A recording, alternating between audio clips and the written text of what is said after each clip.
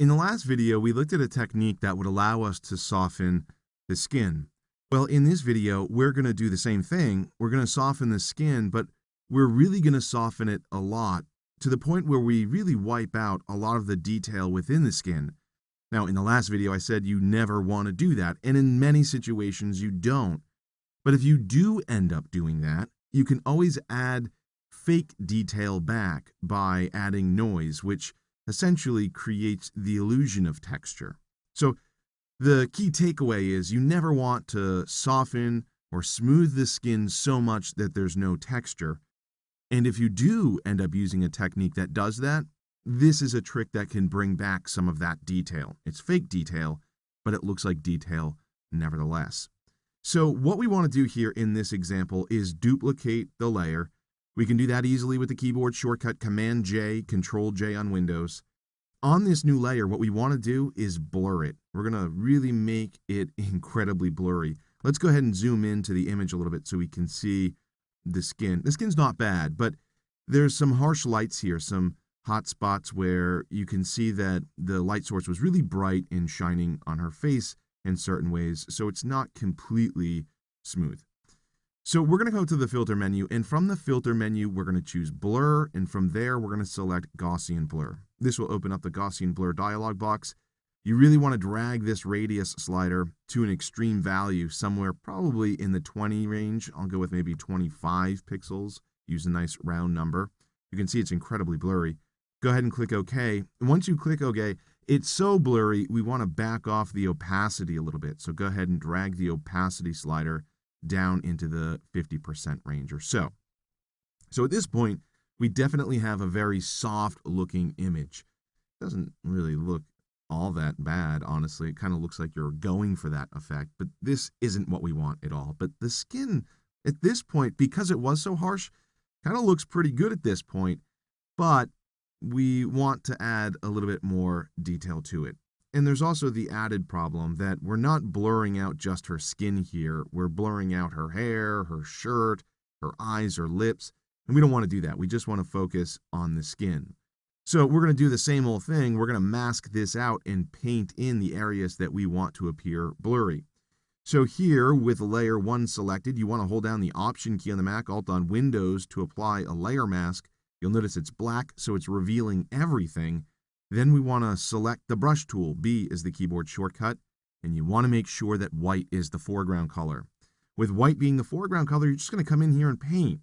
Now, you'll spend a little bit more time, hopefully, than what I'm about to do. I don't think you want to spend a few minutes watching me paint this, but I'm just going to go ahead and click and drag and paint over her skin, and you can really see that we're really blowing out all the detail within her skin. You do want to avoid the edges of her nose. You don't want to paint over her nostrils. You don't want to paint over her eyes. And in some cases, you may want to avoid the eyelid altogether, but you just want to come in here and paint over the skin to really kind of smooth it out. Now, like I said, I'm not going to spend as much time as I normally would here. I'm going to spend enough time so you get the idea and you can actually see what this effect does. But you would probably spend some time zooming into certain areas, choosing different brush sizes, and being really careful about it. But in this case, I'm just trying to go over this as quickly as I can. And maybe I'm being too careful, I don't know. But you also want to get her neck down here. I'll go ahead and increase the brush size to accelerate this a little bit.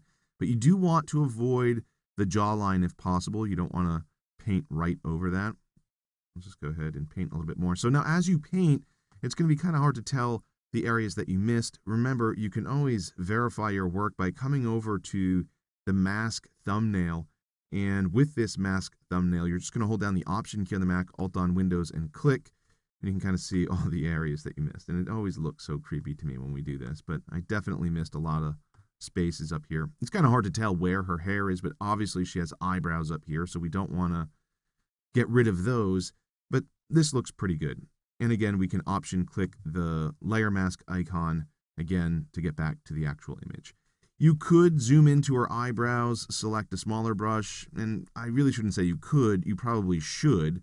But again, I don't think you need to watch me do this. Just know that you want to spend the time and be as careful as you can here and get as much of her skin blurred out as possible. So here's the image. This is what we had before. This is what we have now. It's a little bit more uniform. It's definitely blurry. It's a little too blurry. So we want to pull back some of the detail.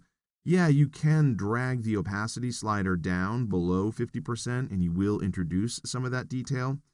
But I want to do it in a way that I suppose is a little bit more uniform, because the problem was the light source really wasn't putting a uniform light cast on her face. We had some really harsh areas here. So by dragging the opacity slider down, you kind of reintroduce those harsh areas.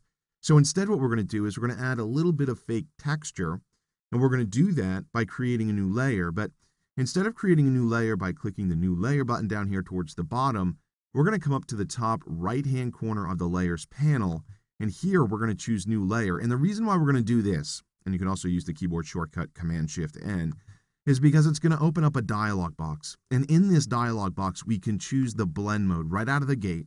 And the blend mode that we're going to use is soft light. Now with soft light, we can fill it, this layer, with a neutral 50% gray. Now it's neutral because when you use the blend mode soft light, 50% gray is invisible. So if you click OK, you have the new layer that contains gray, and you can't see any difference within the image right now. So you're probably asking yourself, why in the world did we spend the time creating a new layer that is filled with 50% gray? And the reason why we did this is because we've created a layer that contains pixel information. Now visually, because we're using the soft light blend mode, we can't see it, but that pixel data is there. And because that pixel data is there, we have the ability to apply a filter to it. You can't apply a filter to a layer that doesn't contain any pixel information. So this gives us that pixel data. Then what we can do is come up to the filter menu, and from the filter menu we can choose noise, then we can choose add noise, and this will open up the add noise dialog box. In terms of the distribution, you want it to be Gaussian and you want it to be monochromatic, so select that checkbox. And if I drag this amount slider to the right, you'll begin to see the noise within the image. Clearly this is way too much noise, but a little bit of noise will kind of create the illusion of skin texture. So the amount really needs to be somewhere within the single digits, and you can be on the higher end of that spectrum of maybe 8 or 9, but you want to probably stay within the single percentage values. But again, every image is different, so you're going to have to make that determination. But once you add the noise, you can click OK. And that does make the skin look a little bit better, but we've introduced another problem, and that is that we have noise within her eyes, her hair, her shirt, and in the background, and we don't want that. We want this noise to be isolated to her skin. Well, just a moment ago, we spent the time creating a layer mask to mask out everything but her skin, so only her skin had the blur applied to it. We can use this same mask by holding down the Option key on the Mac, Alt on Windows, selecting this thumbnail, and just dragging it up towards the new layer. And now we've masked that layer as well, so the noise is limited to her skin. And so you can kind of see that here if you turn off the visibility of the other two layers. So there you go. We were able to smooth out her skin to the point where it was too smooth, but kind of reintroduce a little bit of texture by adding this noise. And so this is what the image looks like before any retouching, or smoothing of the skin, I should say, and this is what it looks like after. It's still a nice natural look. The skin is just a little bit smoother.